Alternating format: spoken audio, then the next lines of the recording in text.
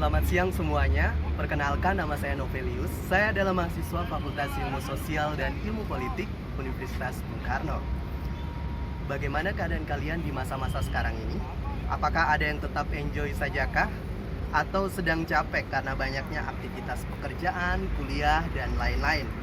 Atau ada yang moodnya dibuat pengen healing karena merasa bosan di waktu-waktu sekarang ini?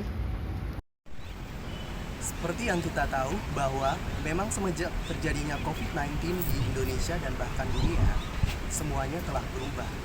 Apa yang terjadi selama pertengahan 2019, dunia masih penuh dengan warna-warni. Tetapi ketika wabah virus COVID-19 menyerang, di penghujung tahun 2019, sampai sekarang seakan bumi ini layaknya seperti abu-abu. Gelap, tidak ada harapan, tidak ada semangat, bahkan air mata kesedihan jatuh di mana-mana akibat orang-orang yang kita cintai telah pergi meninggalkan kita. Namun hal itu bisa jadi pembelajaran bagi kita semua, dan di balik musibah pasti ada sukacita dan harapan yang datang menyapa lagi. Sekarang tepatnya di tahun 2022 adalah masa-masa pemulihan. Kita harus belajar dari semua yang terjadi. Apa yang salah kita perlu benarkan, apa yang telah hilang perlu kita ikhlaskan, agar kedamaian serta harapan memacu kita untuk jangan menyerah dengan keadaan, tetapi kita harus bangkit dan terus menjalani hidup sebagaimana adalah anugerah yang diberikan oleh Tuhan yang Maha Kuasa. Kalian pasti bertanya-tanya, sosiologi komunikasi di era masa pemulihan COVID-19 di tahun 2022 ini seperti apa ya? Kalian harus tahu dulu, apa sih itu sosiologi komunikasi? Sosiologi komunikasi menelaah tentang proses komunikasi secara sosiologis. Proses komunikasi artinya suatu bentuk interaksi sosial yang melibatkan individu dan atau gerombolan sosial. Nah, di sini saya akan memberikan implementasi nyata dari dua teori sosiologi komunikasi yang terjadi di tengah-tengah masyarakat sekarang ini. Teori pertama yang saya akan bawa adalah teori konflik, yaitu teori ini melihat komunikasi sebagai bagian yang mengandung kepentingan. Terjadinya pandemi COVID-19 ini dapat saja menimbulkan konflik kepentingan dari para pemangku kekuasaan untuk bagaimana dapat mengelabui rakyat dengan maksud-maksud tertentu, contohnya pandemi COVID-19 yang terjadi. Masyarakat Indonesia sekarang di tahun 2022 bahkan sudah bosan dengan peraturan serta kebijakan yang dibuat oleh pemerintah tentang COVID-19, mulai dari yang sebelumnya sudah banyak yang melakukan offline atau tatap muka.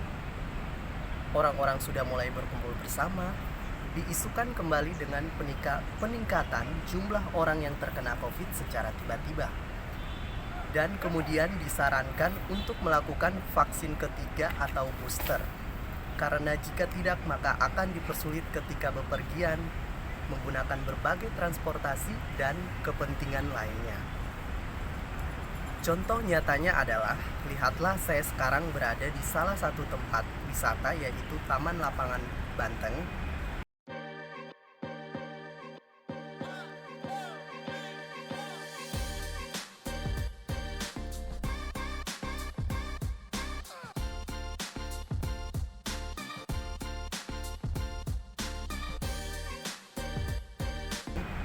Di mana di sini orang-orang dapat berkumpul secara bebas, beda sebelum masa-masa di mana, mohon maaf saya ulangi, masa-masa di mana banyak peraturan yang terlalu ketat.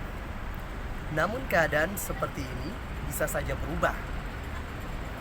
Tempat ini baru dibuka sebulan yang lalu untuk umum, tetapi di lain waktu bisa saja ditutup karena kebijakan-kebijakan pemangku kekuasaan di negara ini. Hal seperti ini dapat saja menjadi sebuah strategi yang dilakukan oleh para pemangku kepentingan dengan maksud ingin menguasai ekonomi global. Hal ini jika kita mencoba menggunakan teori konspirasi, teori yang berusaha menjelaskan penyebab dari serangkaian peristiwa yang terjadi baik dalam lingkup sosial, politik, dan ekonomi. Teori kedua yang saya ambil adalah teori perilaku. Teori ini melihat komunikasi sebagai suatu proses sosial yang ditentukan oleh unsur-unsur psikologis dan emosional. Pandemi COVID-19 telah berdampak pada psikologis bahkan emosional masyarakat yang disebabkan oleh penyebaran arus informasi.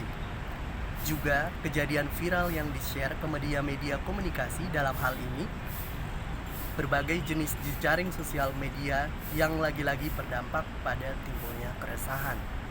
Keresahan yang terjadi adalah informasi-informasi hoaks, peralihan isu, penghinaan, dan lain-lain yang menyebabkan kekacauan atau perdebatan di tengah-tengah masyarakat.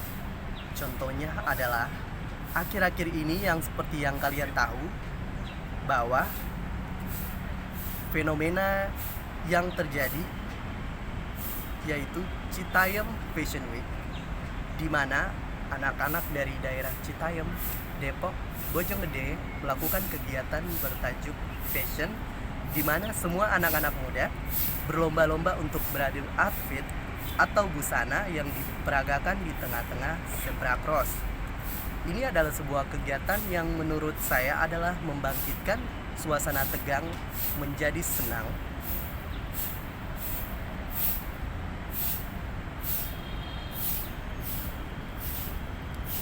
Sebab bukan hanya dari kalangan orang-orang biasa saja, namun dari wali kota Bandung, gubernur Jakarta, para artis, influencer, juga orang-orang terkenal lainnya turut datang untuk ikut meramaikan.